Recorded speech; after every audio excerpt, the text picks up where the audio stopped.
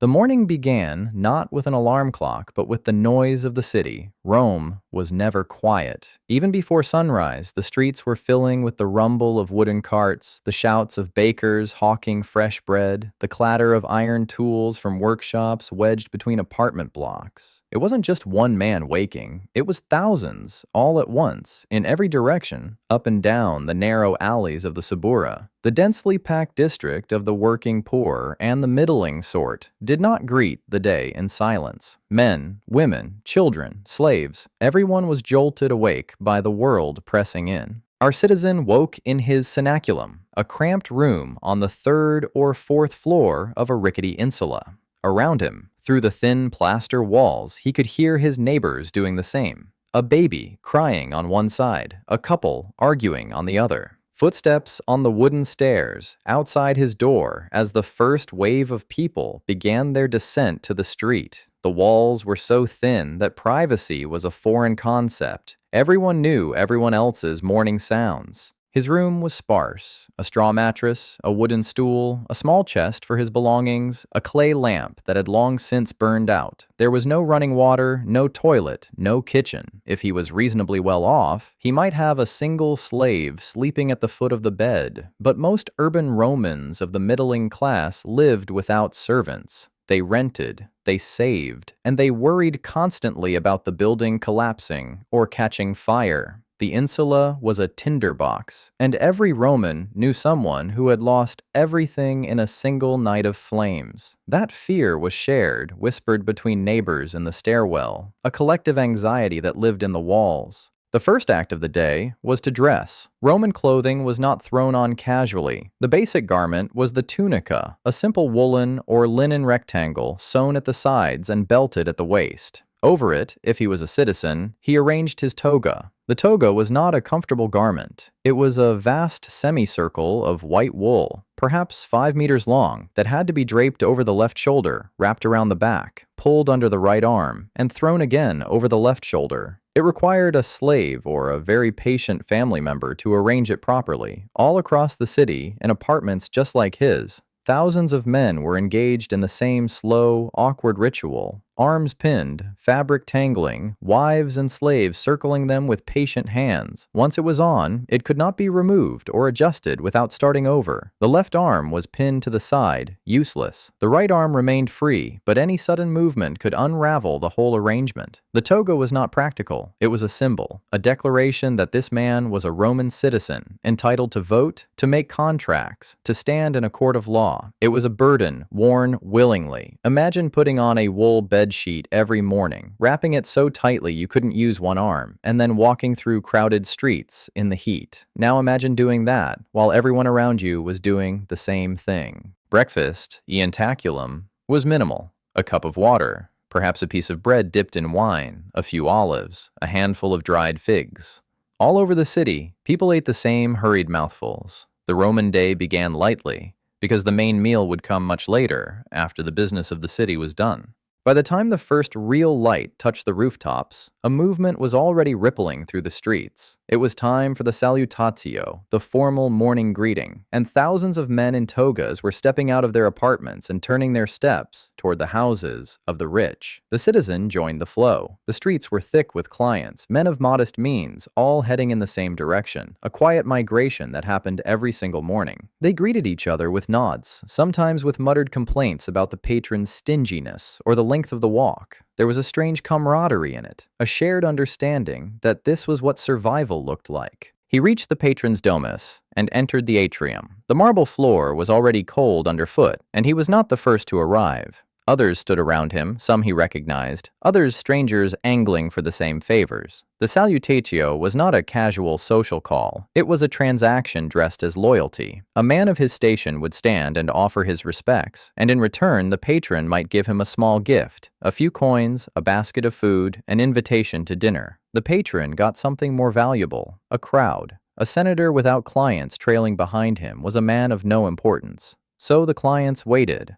Some were kept standing for hours while the patron attended to more important visitors. Imagine your boss making you stand in his hallway every morning, unpaid, just to be seen. For the Roman citizen and for the dozens of men waiting silently beside him, this was normal. By mid-morning, the calls were done, and the citizen was free. The tide of clients that had flowed toward the great houses now reversed, spilling outward into the city. Many of them, like our citizen, turned their steps toward the Forum Romanum, the beating heart of Rome, and they were not alone. The Forum was already a sea of togas, a moving, shouting, arguing mass of humanity. Law courts were in session, lawyers shouting arguments from raised platforms. Merchants hawked everything from live chickens to silk from the east, their voices competing with the politicians on the rostra. Moneylenders counted coins on wooden tables while debtors stood nervously nearby. Senators swept past in purple-bordered togas, their own clients trailing behind them like human capes. Ordinary citizens gathered in clusters, listening to speeches, debating the latest military campaign, or simply watching the spectacle. A Roman male spent a good part of his day here, not just doing business, but being present.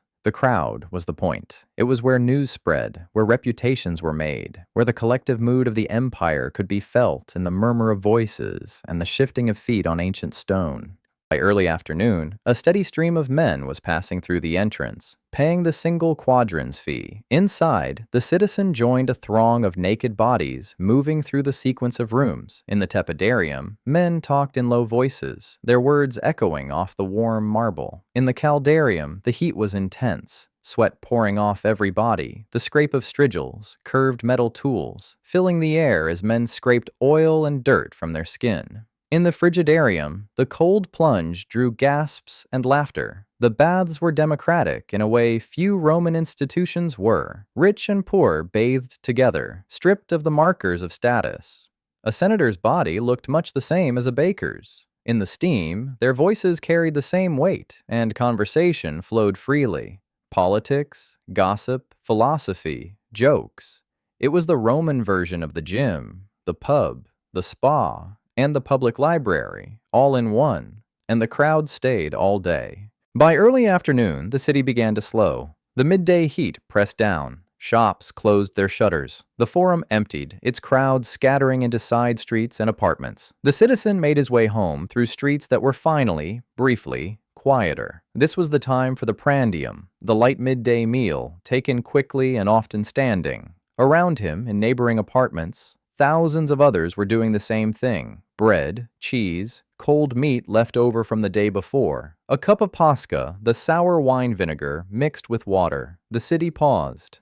Then came the main meal, the cena, which began in the late afternoon. The streets were never truly silent, but now a different sound drifted from windows and courtyards. The clink of bowls, the murmur of conversation, the occasional burst of laughter. Families gathered. Neighbors dropped by. The citizen ate at home, in his small dining space, a meal of pulse, thick wheat porridge with herbs and cheese, followed by lentils, cabbage, and a piece of salted fish. Over everything, garum, the fermented fish sauce that Romans poured onto nearly every dish.